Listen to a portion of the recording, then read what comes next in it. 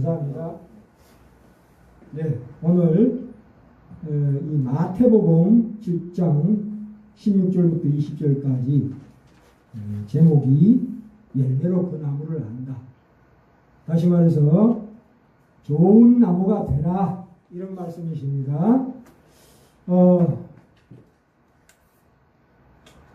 우리가 그 아름다운 밤하늘, 그 맑은 날에 아름다운 밤하늘과 영광스러운 그 석양을 바라보면 참으로 우리 마음에 깊은 곳에 그 갈망의 그 기원을 그것이 일깨웁니다.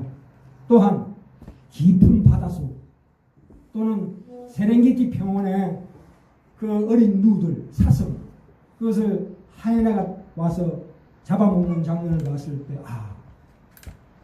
우리 마음 깊은 곳에 그 갈망이 있습니다. 이게 뭐냐? 그것을 채워줄 수 있는 곳을 가리키는 그것들이 중요한 단서가 됩니다. 그렇죠? 아멘. 그러나 우리 눈에 보이는 자연은 영원하지 않다는 것을 우리가 압니다. 그렇기 때문에 그 뒤에 계시는 하나님을 보는 눈을 길러야 합니다.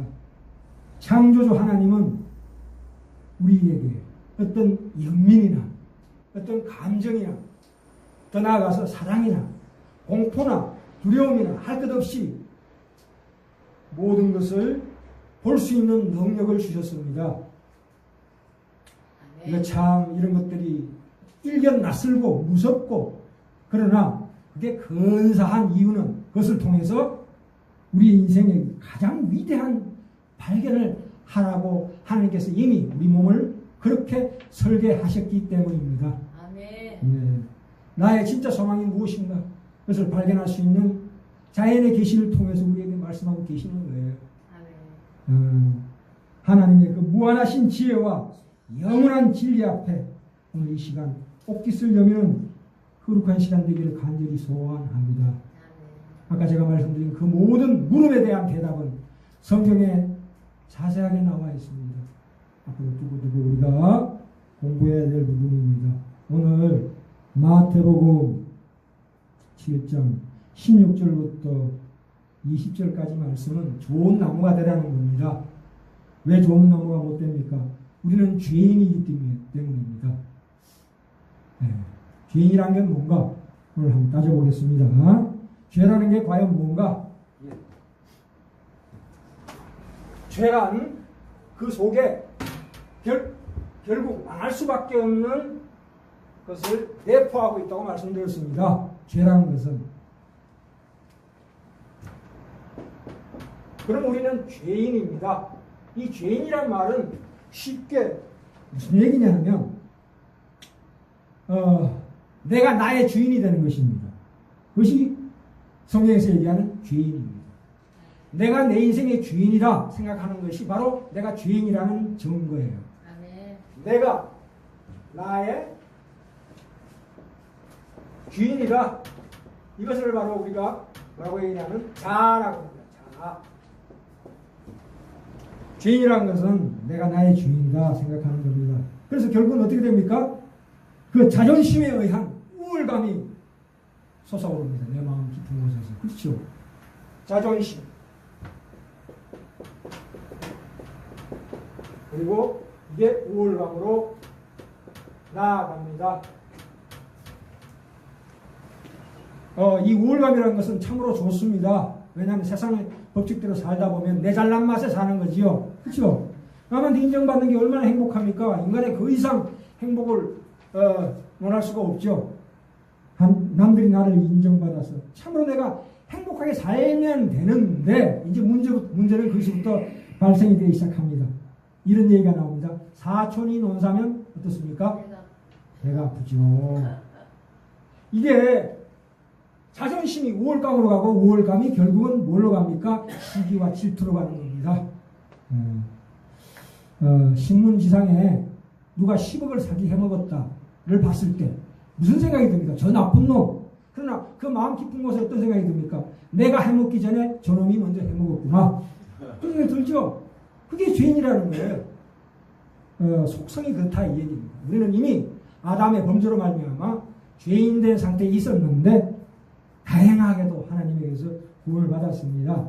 자, 그래서 신문에 10억을 해먹었는데 나는 그것보다 못하지만 살인, 도적질, 살인이나 도적질 같은 것은 죄의 열매예요. 살인이나 도적질은 죄의 열매라고. 그게 죄가 아니고. 그래서 신약에 바리새인들이 그랬죠. 예수님 앞에서 나는 살인하지 않았나이다. 그랬더니 예수님 뭐라고 말씀하셨습니까? 네가 누군가를 미워하면 그것이 살인한 것이다. 아, 전곡을 찌르는 말씀이죠. 그죠? 그래서 우리는 이런 행위를 합니다. 내가 하나님께서 내게 양심을 주셨잖아요. 그거는 신자, 불신자를 막론하고 모두 다 하나님이 큰 죄를 짓지 않게 하기 위해서 우리에게 양심이라는 걸 주셨습니다. 그렇죠? 그 양심에 의해서 어떤 행동합니까? 양심. 이것은 결론이 뭐냐면 장님한테 지팡이를 주는 격이에요.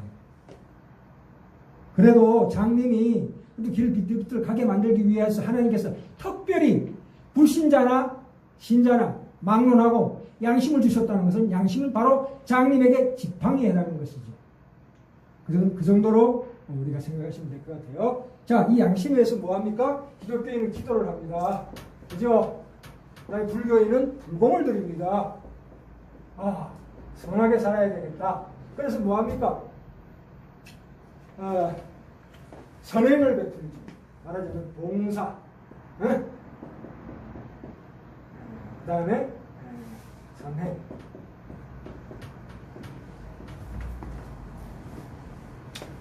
예전에 한번 말씀드렸는데 남을 용서하고 양보하고 봉사하고 선행한다는 것은 이것은 바로 도덕적인 가치입니다. 도덕적인 가치. 이것 자체에 그 가치가 있기 때문에 이것은 결코 이런 걸 한다 하더라도 내 깊은 속에 영혼의 힘은 되지 않습니다. 이것들이 비록 한다 할지라도 그렇죠. 이 오늘 읽은 마태복음 7장 16절부터 20절에 뭐라고 나와 있습니까? 좋은 나무가 되라. 이거는 뭐냐면 좋은 나무가 되는 것은 생각도 안 하고 거기다가 가시나 은근키에 열매만 꽂아놓는 거지요. 좋은 열매만. 그럼 어떻게 됩니까? 시간이 지나면 당장은 아름다워 보일지 모르지만 꽃꽂이하고 똑같아요. 꽃을 금방 따서 화병에 꽂으면 아주 좋아 보이지만 며칠 지나지 않아서 시드는 것과 마찬가지예요. 그래서 우리는 열매에 관심 가지면 안 됩니다. 그 열매를 맺을 수 있는 나무에 관심을 가지라 이 말씀입니다. 아멘. 네.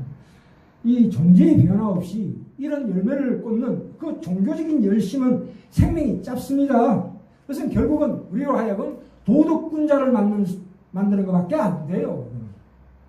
그 불교의 진리는 뭐냐면 삼라만상 일체는 어떤 하나님이 창조를 하신 게 아니고 서로의 의존관계, 상호작용에 의해서 일어난 거다. 불교는 인도 철학의 근간인 우파니샤트라는 책에 보면 그 불교의 근간이 나와 있습니다. 부처도 그걸 공부했어요. 석가모니도. 거기 보시면 우리 생명이라는 것을 어떻게 정의해 놨냐면 생명도 일종의 화합현상이다. 화합현상이다. 말하자면 그렇죠. 산소와 수소가 합쳐서 어떻게 됩니까? H2O 물이 되죠. 그 과학이 거기에서 나온 거예요. 인도 철학에서 나온 거고 헬라 철학에서 나온 게 오늘날에 얘기하는 과학이고 의학입니다. 따지고 보면. 그렇죠. 뭐 이런 얘기 하죠. 마하바냐라밀다 신경 뭐 이런 얘기 나오는데 그게 무슨 얘기냐면 양아치가 술을 마시면 개가 되고 수도자가 술을 마시면 부처가 된다 이 얘기입니다. 그건 뭐냐? 고기를 먹을 자격이 있다면 고기를 먹어도 된다는 얘기예요. 인간의 노력으로 그렇게 될 수 있다 이 얘기입니다. 이게 우리가 소가 풀을 뜯잖아요. 풀을 뜯으면 뭐냐면 우유가 된다니까. 그죠? 소가 풀을 뜯으면 나오는 게 뭡니까? 물론 똥도 나오지만 우유가 되잖아요. 신선한 우유, 맛있는 우유, 영양 많은 우유가 되죠. 그 얘기가 바로 불교의 진리예요. 그게 불교의 영기설이라는 겁니다. 이걸로 우리 생명을 다 설명할 수가 없습니다. 애매모호합니다. 그 근거를 어디서 갖다가 쓰는지 참으로 요상합니다. 그렇죠? 그래서 남아미타불 관세음보살 이거 잘 먹고 잘 살자. 선행을 베풀고 잘 먹고 잘 살다가 극락에 가자는 얘기가 남아미타불 관세음보살이에요. 말하자면 이렇게 그 안에 그 지혜가 얕아요. 그죠? 근데 하나님의 말씀의 진리는 너무도 깊고 높고 넓고 아멘. 대단하십니다. 이제 그 말씀의 세계로 한번 들어가 봅시다. 우리 하나님께서 우리를 창조를 하셨습니다. 그죠? 인간이라는 존재 자체를 창조를 하셨는데 인간의 존재의 설계도를 일단 봐야 합니다. 구약의 설계도 창세기는 바로 성경 전체의 모판이라고 볼 수 있습니다. 모판. 모를 심기 전에 모판을 가서 이렇게 하잖아요. 모판 같은데 거기에 인간 존재의 설계도가 나와 있어요. 우리 창세기 2장 7절로 가볼까요? 저 앞으로 구약 2페이지입니다. 2페이지. 이쪽에 보시면 2장 7절입니다. 2장 7절. 하나님께서 우리 인간을 어떻게 만드셨냐? 나옵니다. 7절. 다 피셨습니까? 제가 읽겠습니다. 여호와 하나님이 흙으로 사람을 지으시고 생기를 그 코에 불어넣으시니 사람이 생명이 된지라. 생혼이라고 해도 됩니다. 이게 무슨 얘기냐면 인간은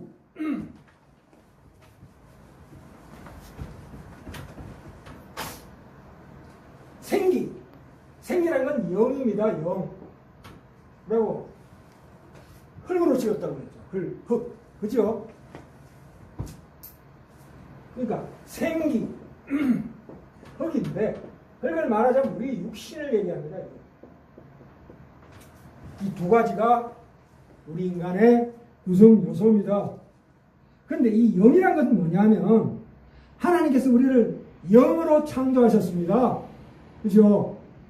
영으로 창조하셨어요. 그게 말하자면 존재의 본질적인 차원을 얘기하는 그 생명을 영이라고 합니다.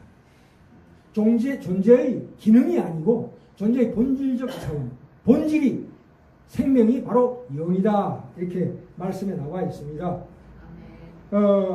우리가 죽음이 왔을 때요. 자, 보세요. 자, 죽음이 왔다 했을 때 어떻게 됩니까?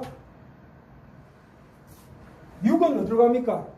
땅으로 갑니다. 흙으로 갑니다. 그렇죠? 흙으로 지었잖아요. 근데 영은 어떻게 됩니까? 결코 소멸되지 않습니다. 다 아시는 사실이죠. 이 육은 말하자면 영어로 하자면 body예요. body. 눈에 보이는 육. 그렇죠. 그래서 유교에서는 혼백이라고 해요. 혼백. 이걸 혼이라고 하고 백이라고 해요. 백은 어떻게 됩니까? 땅으로 들어갑니다. 그런데 혼은 허공에 떠도옵니다. 그래서 제사를 드리죠. 3대, 4대까지. 우리 살아있는 사람이 아니니까 좀 가세요. 저승으로 가세요. 죽어가지고 혼이 내가 죽었구나 해서 서서히 흩어지기 시작하는 게 그게 100년 걸린대요. 그래서 제사를 그렇게 오래 드리는 거예요. 흩어져라. 밥은 주는데 밥 먹으러 오죠. 제사밥 먹으러 우리는 오는데 이거 넌 죽었다 이렇게 계속 가르쳐주는 거죠. 그게 제사라는 게. 자, 사실은 우리가 현실을 살아가는 데 있어서 사실은 영이 필요 없어요. 이것은 이 영이라는 것은 사실 우리 현실 살아가는 데는 사실 필요가 없어요. 느끼질 못하니까. 근데 여기 요상하게 하나가 끼어듭니다. 뭐가 끼어드냐면 혼이 끼어듭니다. 혼이라는 건 뭐냐? 여러 번 말씀드렸지만 우리 인간이 감각하는 마음이 있는 자리, 지정의. 그렇죠? 지성과 감정과 의지. 내가 나라고 생각하는 것이 나인가 하는 그 마음이죠. 마인드라고 해요. 마음. 이건 라이프 메커니즘이라고 그래가지고 인간의 인격이 존재하는 자리입니다.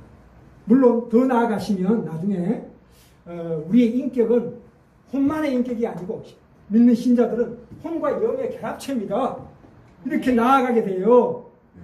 지금 그러나 일반 자연인들은 하나님을 안 믿고 예수를 안 믿는 사람들은 이게 죽어 있어요. 죽어 있어요. 영이 죽어 있다니까. 근데도 왜 내가 죽었다고 생각 못 하는가? 혼이 살아있잖아요. 혼이 살아있다. 그래서 이 혼하고 육하고 합쳐서 플래시라고 해요. 이것도 말하자면 이렇게 해서 우리가 그 성경에 보면은 육체를 따라 살지 마라, 육신을 따라 살지 마라 하는 이유는 바로 이 혼과 육이 합쳐진 육신, 육체 이렇게 나옵니다. 물론 육이라는 것이 요 하나만을 얘기하는 경우도 있지만 대부분은 보면은 이 내 마음이 있는, 나의 인격이 있는 이 혼과 육을 합쳐서 육신이니 육체니 그래요. 육신을 따라 살지 마라, 육체를 따라 살지 마라 하는 얘기가 그 얘기예요. 이거는 말하자면 이게 생물학적 생명입니다. 기능으로서 생물학적 기능을 얘기해요. 이건 기능이에요. 그냥 기능이라고. 마음도 기능이에요. 사실은 이거는 뭡니까? 영은 이게 진정한 우리의 생명입니다. 이거 본질적인 차원의 생명이 영입니다. 아멘. 성경은 계속 이걸 가르쳐주고 있잖아요. 그죠? 그래서 우리가 구원받았다는 것은 영이 살아나는 거예요. 아멘. 영이 살아나는 걸 내가 어떻게 느껴? 계속 이 문제에 대해서 계속 앞으로 살펴보겠는데요. 잠언 20장 27절에 보면 사람의 영혼은 여호와의 등불이라 이렇게 나와 있어요. 근데 거기는 영혼이라고 나와요.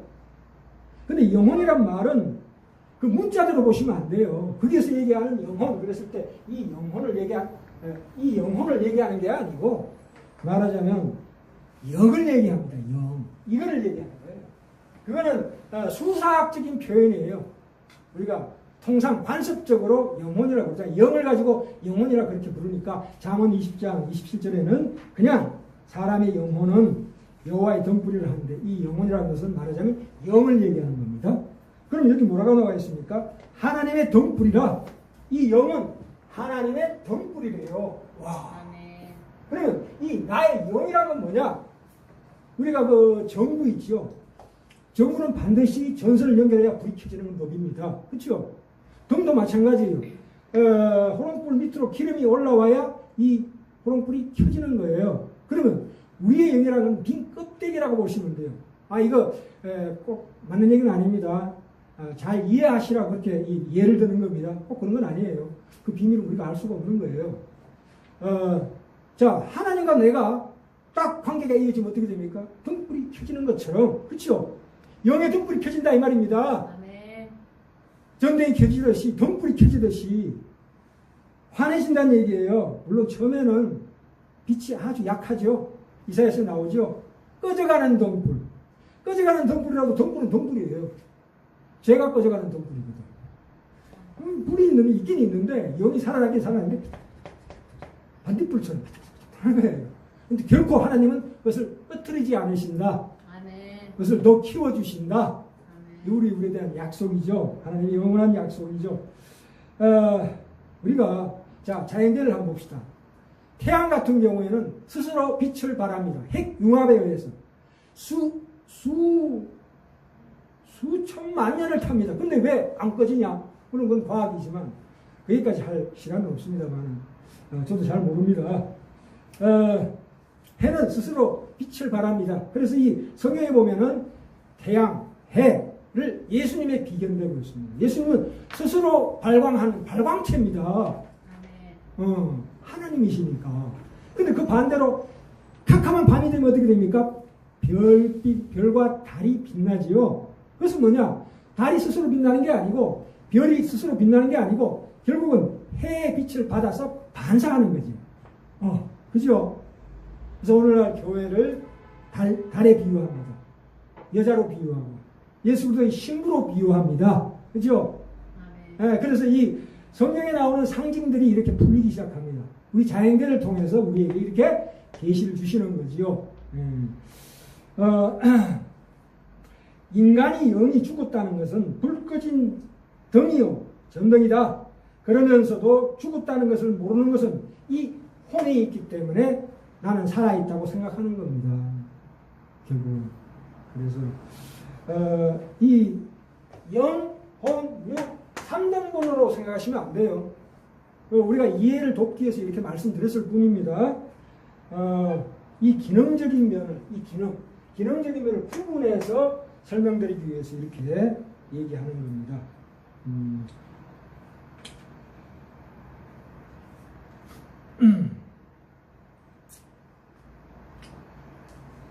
그 다음에 어디로 가냐면 저기로 가볼까요?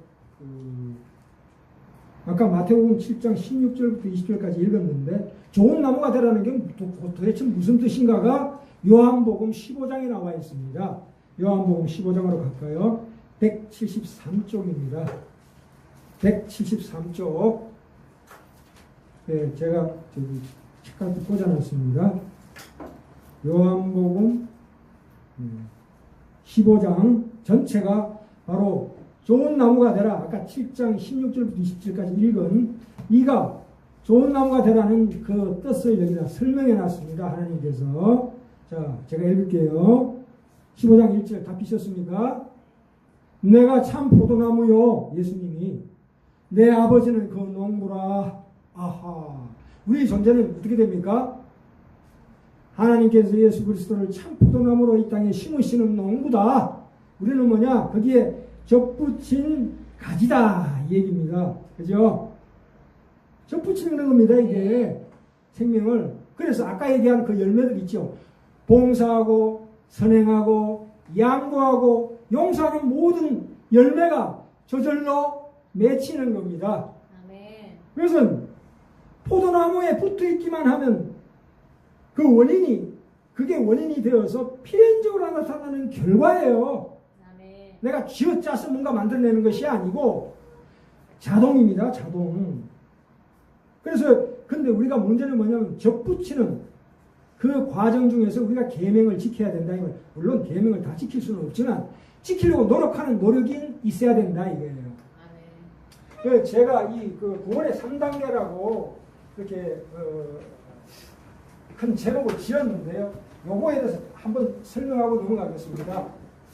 구원의 3단계라는 것은 뭐냐면 로마서에 나옵니다.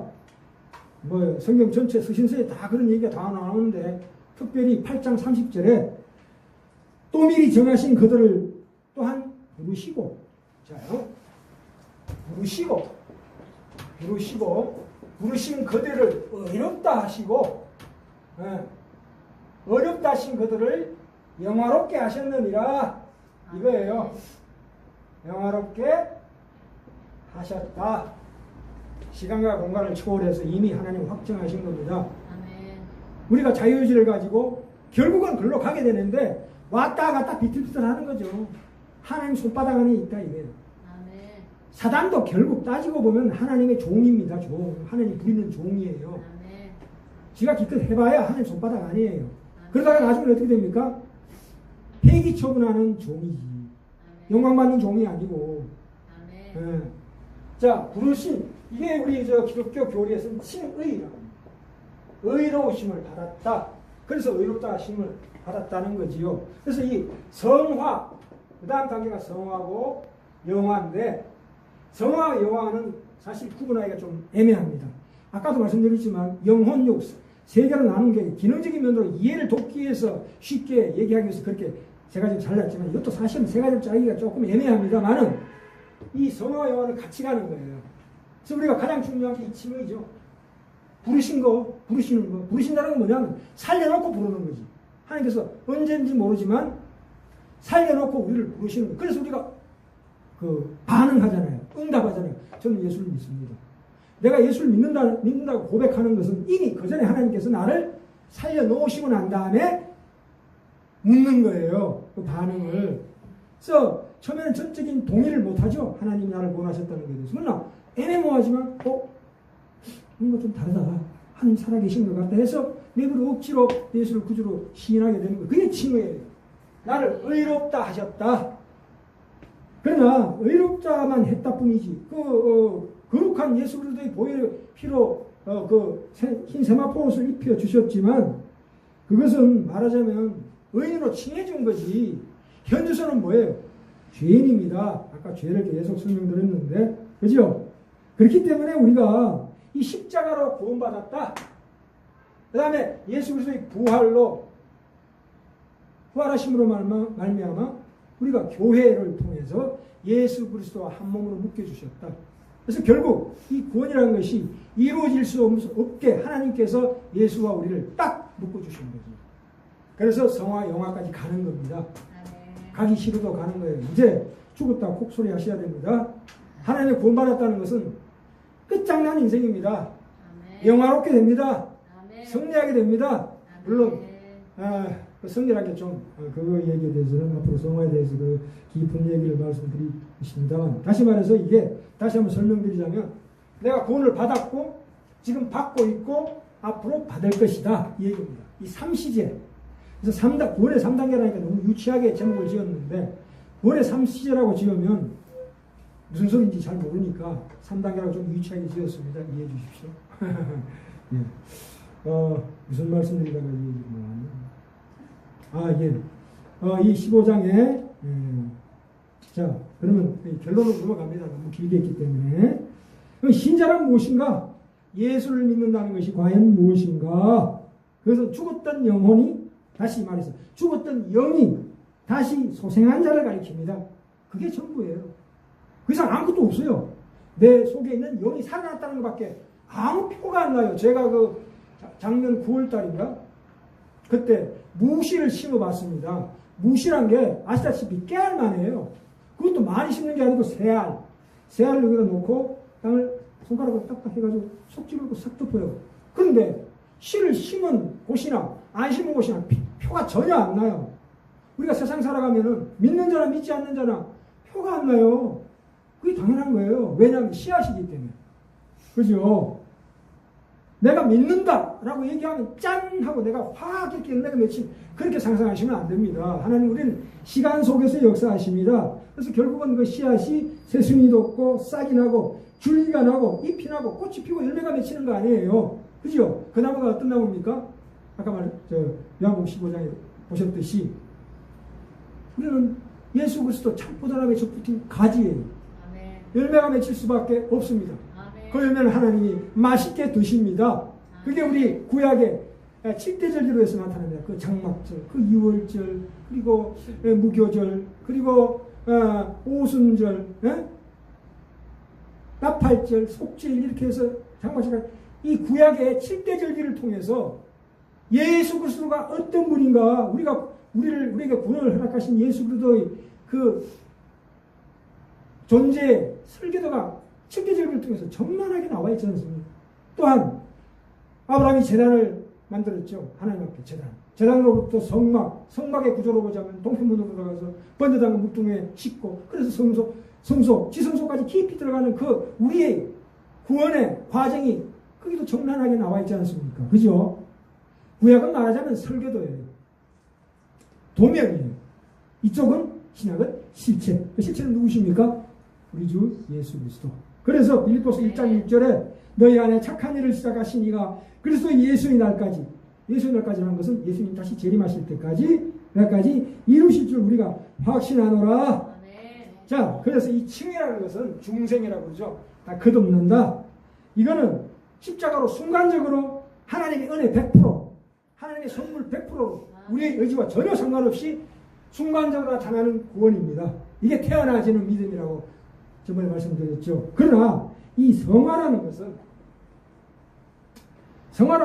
물론 나의 노력이 100%입니다. 그렇죠? 아까는 칭의는 우리를 구원하시는 십자가로 말미암는 구원은 하나님의 은혜만 100%지만 이 성화는 우리의 노력이 100%예요. 그러나 우리 노력의 100% 뒤를 쳐다보면 하나님의 은혜 100%예요. 나의 노력 100%인가 동시에 하나님의 은혜 100%. 뭐가 뭔지 구분이 안 가요. 나중에 섞여가지고. 물론 이게 대해서 앞으로는 또 계속 우리가 말씀을 받을 시간이 있을 겁니다. 이 성화 과정에는 사실은 감동이 없어요. 이 처음에 구원받을 때는 엄청나게 감동이 많이 옵니다. 막 예수 그러고 그런데 이게 어느 날 가면 이게 쓱 깔아앉아가지고 아무 감동 없어. 무미건조해. 그래서 성화 과정에 있는 사람들은 감정이 없어요. 그냥 살아가는 게 감정이에요. 먹고 자고 똥 싸고 하는 게 이게 행복이구나 하는 게 깨닫기 시작해. 그때부터. 나이들이 들면 그렇죠. 뭐 행복이랑 별거 없어요. 그냥 잘 먹고 잘 싸고 잘 자는 거. 그거만 해도 얼마나 큰 행복입니까? 그죠? 그래서 이 시간 개념이 있다는 거죠. 생명은 자라나는 거죠. 이 시간의 순서에 의해서 이렇게 우리 신앙, 말하자면 처음에는 생명은 자라나는 것인데 그 연약한 신앙, 어린아이 같은 신앙이 자라나야 하고 더 깊어져야 하고 높아져야 하고 넓어져야 한다는 것입니다. 하나님께서 그런 길로 우리를 인도하고 계세요. 인간은 스스로가 자기 자신을 결단할 수 없는 존재입니다. 뭔가 사건이나 어떤 역경이 와야, 고난이 와야 비로소 결단하게 됩니다. 그냥 좋은 말로 결단해라. 결단할 사람 아무도 없어요. 제가 그러거든요. 제가 이 강단에 서기까지 얼마나 많은 고통을 당했는지 모릅니다. 제 힘으로는 여기 설 수가 없어요. 하나님이 데려다 안 치셨어요. 그냥 강제로다가. 그럼 어쩔 수 없지 좀. 살려니까. 그죠? 이 하나님께서 그렇게 깊은 사랑으로 나를 이 자리에 세우신 겁니다. 신자된 가장 큰 표가 뭐냐? 물으신다면 갈등 속에 있는 것이라고 말씀드릴까 합니다. 아멘. 옛날에 내가 가졌던 세상을 향하던 그 욕심, 그게 바로 옛사람, 그 그건 다음 시간에 말씀드릴게요. 옛사람과 새사람, 겉사람과 속사람이 뭐냐에 대해서 다음 시간에 하도록 하겠습니다. 그 옛날에 내가 가졌던 세상을 향하던 그 욕심과 그것을 제어하고 거룩한 것을 요구하는 새로운 영혼의 욕구가 있는 겁니다. 그것이 새사람이요 속사람입니다. 그래서 서로 충돌합니다. 충돌해서 나를 가만히 있지 못하게 만듭니다. 그것이 하나님의 은혜예요. 그러나 시간이 흐르면 이 생명이 사망을 결코 이기는 것을 봅니다. 우리 죽음이 하나님의 생명하고 딱 손을 잡고 딱 당기는 것을 봅니다. 우리 삶 속에서 체험하게 될 것입니다. 그래서 8장 31절, 로마서 8장 31절에 39절까지 뭐라고 말씀이 나와 있냐면 누가 우리를 그리스도의 사랑에서 끊으리요. 세상의 환난이나 공고나 핍박이나 기근이나 적신이나 위험이나 칼이나 사망이나 권세자들이나 현재이나 장래일이나 높음이나 깊음이나 그 어떤 피조물이라도 우리를 그리스도 예수 안에 있는 사랑에서 끊을 자가 이 땅에 아무도 없느니라. 그래서 우리에게 용기를 주시고 소망을 주시고 희망을 주시는 하나님의 말씀으로 끝맺어질까 합니다. 네, 기도하시겠습니다. 하나님 아버지 감사합니다. 우리 하나님이 우리를 자녀로 부르셨고 우리가 하나님을 모시고 우리 성품과 인격으로 이 세상 사람들과 다르게 존재한다는 것을 알게 하시니 감사합니다. 앞으로 하나님의 기뻐하시는 삶을 살게 하시고 참다운 십자가를 지는 우리의 삶이 되게 하심으로 말미암아 부활과 생명을 누리는 우리의 삶이 되게 하여 주시옵소서. 예수님의 이름으로 기도합니다.